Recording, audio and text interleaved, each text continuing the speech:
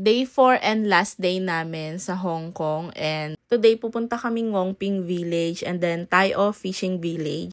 And bago kami bumiyahe, kumain muna kami dito sa Cafe de Coral. Uploaded na rin dito sa aking YouTube channel yung ibang vlog ng aming Hong Kong and Macau trip. Kompleto na yan mula airport vlog hanggang day 4 ng aming trip. So, ito na yung pang day 4 namin. Kasama na sa mga vlog na yan kung paano kami nag-commute lang para lang makatipid. Kasi mahal mag-taxi dito, so dapat alam nyo kung paano kayo mag-commute. So, today from Rambler Oasis Hotel, syempre sasakay lang kayo ulit ng bus 88F. And then, baba kayo sa Chinya Station or sa Maritime Square. And then, sasakay ng MTR. So, yung orange line yung sasakyan nyo.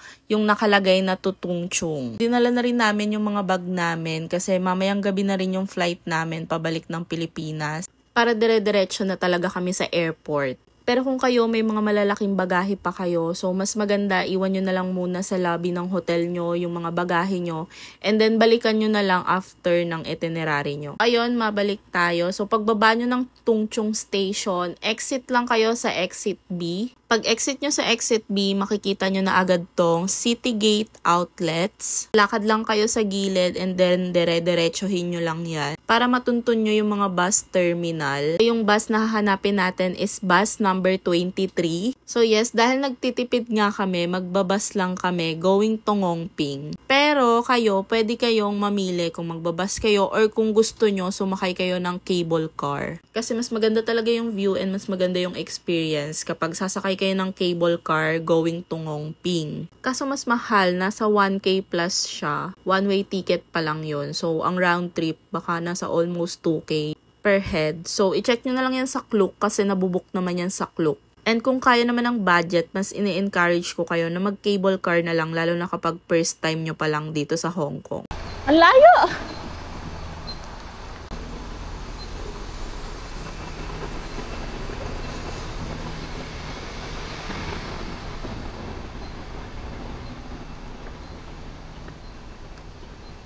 Layo naman!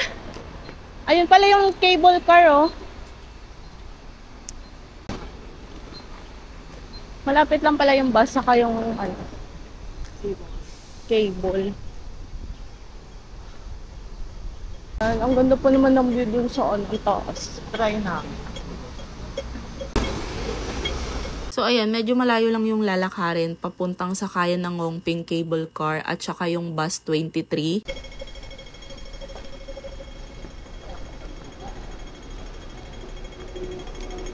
Pagkatawid, makikita nyo na agad tong Ngongping cable car. Kung gusto nyo mag-cable car papuntang Ngongping, dyan kayo pupunta. Pero kung magbabas din kayo, so dito yung way natin, papuntang bus 23.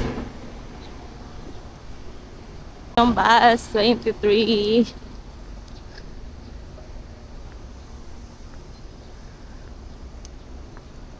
Dito?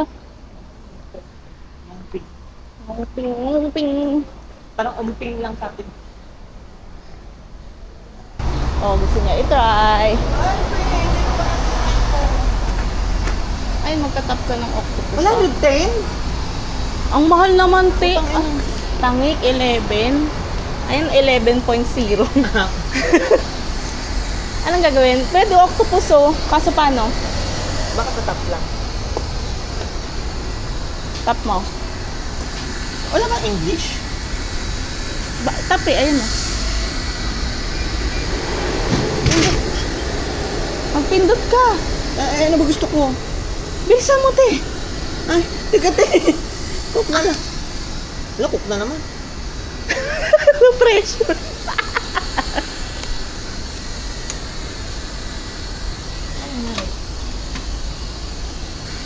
Wala, kinain yung ano ko pa eh. Baka itatap ulit. Ayan na, ayan na. Eh, asan? Lumaglag eh. Asan nalaglag? Hala. 2 beses namin lumaglag, te. OMG. Kakagusto mong itry.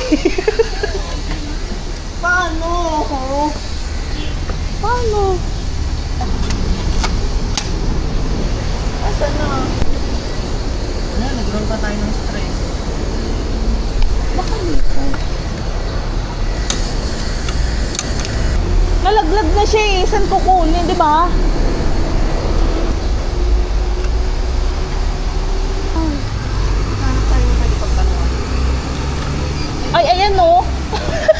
Dalawa na. O, di tag-isa tayo. Kunin mo yung isa. Ala, ayaw makuha. Tanga-tanga So, kasi. binubuksan naman. Paano binuksan? Pag ganon. Ganun lang. Oh. Ikaw mami ang manlilibre ng gato. Naubos na yung ano ko.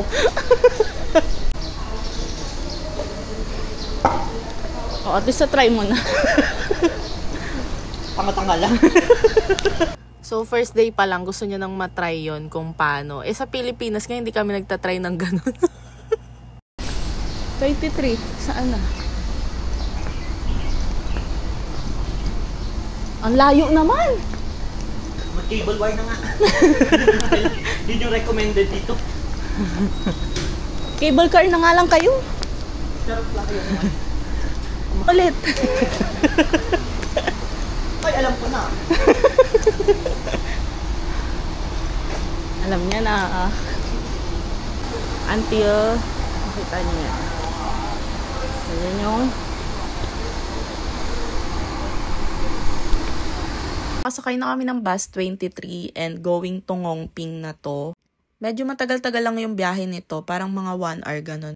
Niladala na namin yung bagahe namin kasi para din na kami dumiretso ng hotel. Ay, makakapusit kami sa oras. Sakit sa tenga.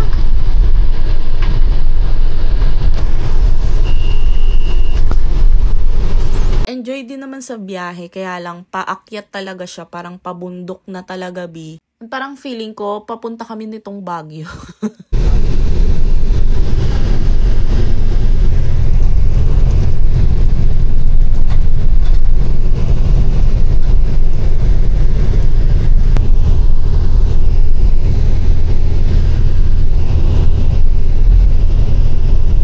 okay, baba na tayo.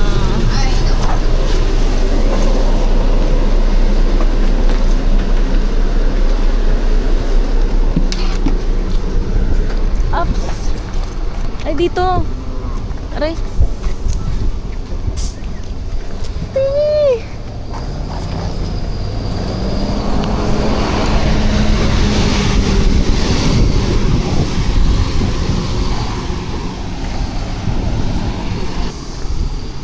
Wala masyadong tao. Picture. Ay, oo nga. Ingay. Ingay na. Ang ganda dito. Ngayon lang din ako nakapunta dito. Temple te, oh. Kasi lakas ng hangin nung pakilala ko. Parang sa Philippines, di ba may part na hindi maulan? Baguio. Tapos, Tagaytay. parang ganun. Oo, di ba? So, ang lamig. Daming mga lotus, oh. Ayan, lotus yan. Yun yung Buddha.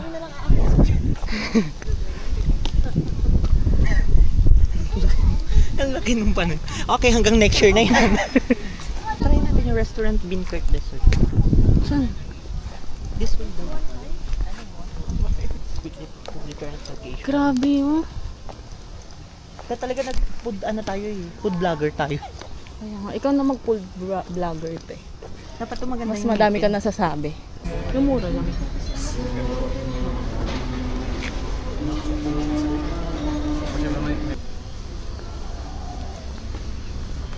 Sana pwede ka mag-costume.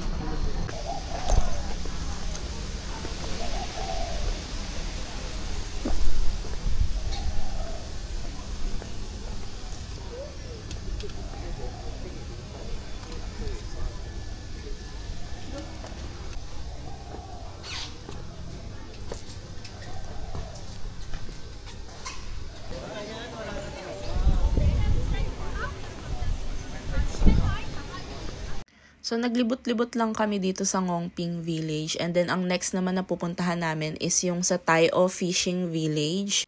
So, lakad lang ulit tayo palabas. Hahanapin natin yung bus terminus kung saan makakasakay tayo pa Tai-O Village. Hanggang sa makita nyo tong bus terminal kung nasaan yung mga bus. From Ngongping Village, kung pupunta kayo ng Tai-O Fishing Village, ang hahanapin nyo is bus number 21. Ito yung bus station.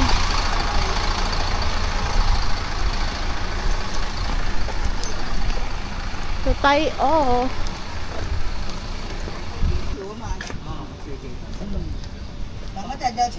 Nakasakay na kami ng bus 21 and almost 1 hour din yung biyahe from Ngongping to Tai O Fishing Village.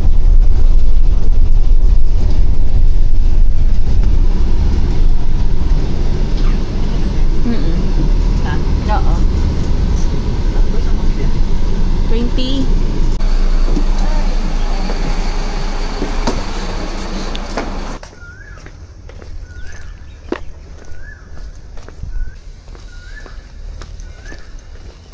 It's a small world after all.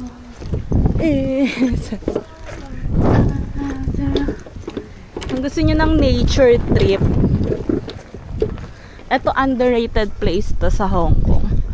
Like, konti lang yung naglalagay nito sa itinerary nila.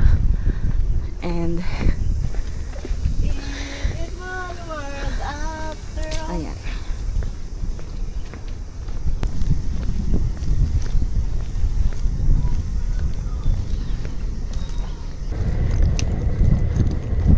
Wow!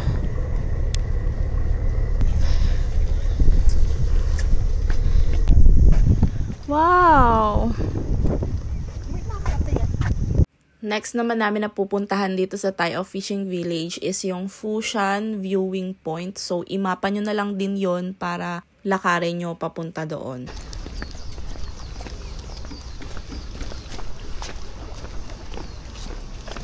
Parang ito yung nakikita ko sa k-drama na mga pupuntang dalawa. Truk, wait lang. Dito. Kumain muna tayo tayo para mag-minute. Oo, may madadaanan naman tayo dyan. Ayun yung mga food store. Parang ito yung nakikita ko sa mga k-drama tayo ng mga ano. Na? Mga, yung I'm not a robot. Ah, oo. Di ba parang may part na yun sa last part, yung nalaman niya na ano, hindi naman robot si Ah, yung ano siya, si AG3, ay sa AG2. nagtrabaho siya sa isla. Oo. Parang ganito yung lugar. Gusto ko nga mag-bike eh, kaso Ay, titigilan. wala tayong time. Oh, hanap ka na ng pagkain dyan. Ang cute oh.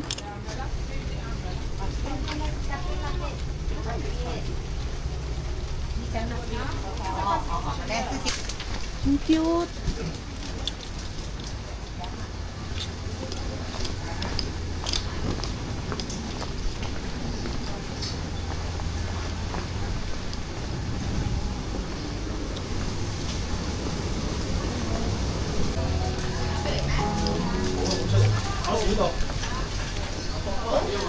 No. Hindi po kami magbo-boat.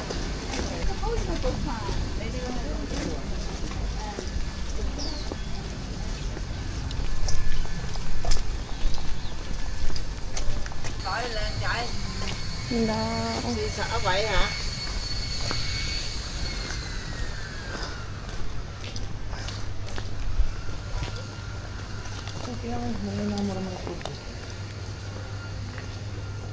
Eto. Mga 60 kin number lock lang.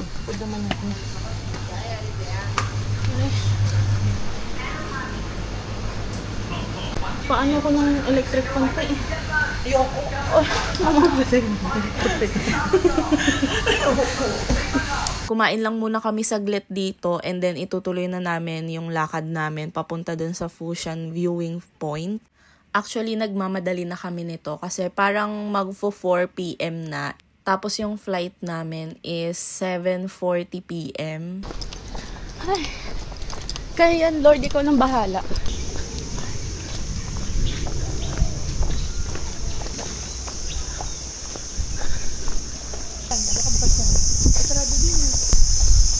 Kabila kaya, wala nang ibang daan. Ay.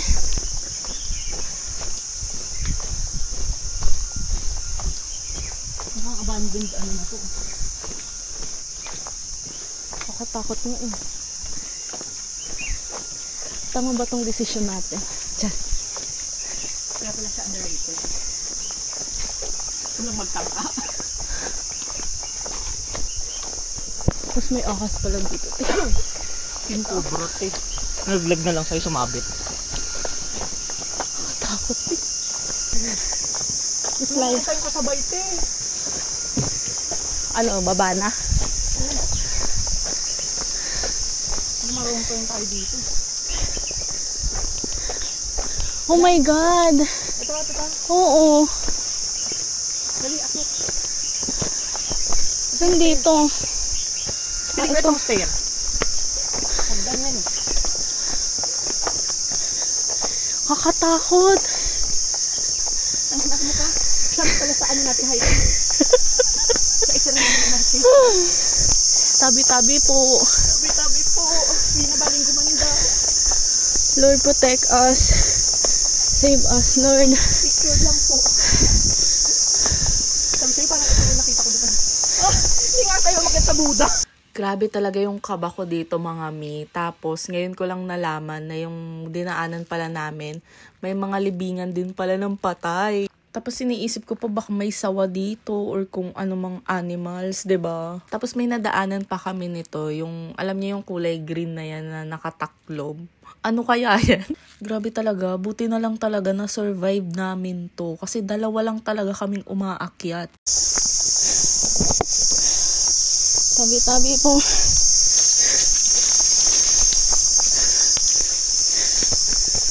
Dalawang magkaibigan. Nagpe-pray na lang din talaga ako na sana ma-survive namin tong araw na to eh. Ano ba yun? Oo.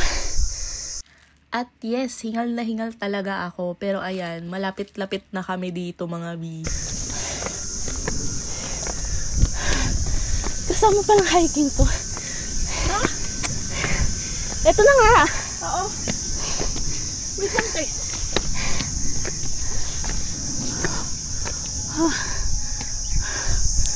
Ang ganda.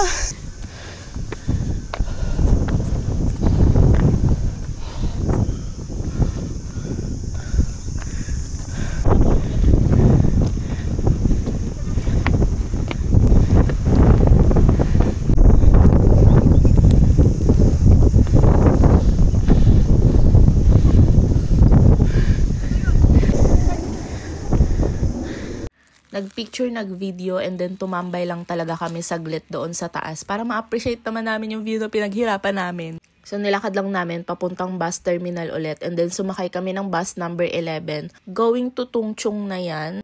And then from Tungchung, alamin nyo na lang kung ano yung next na sasakyan nyo. Kung sa Rambler Oasis Hotel pa rin kayo babalik, so mag-MTR lang kayo ulit. And then kami kasi airport na kami. So from Tungchung, sumakay na kami ng bus papuntang airport.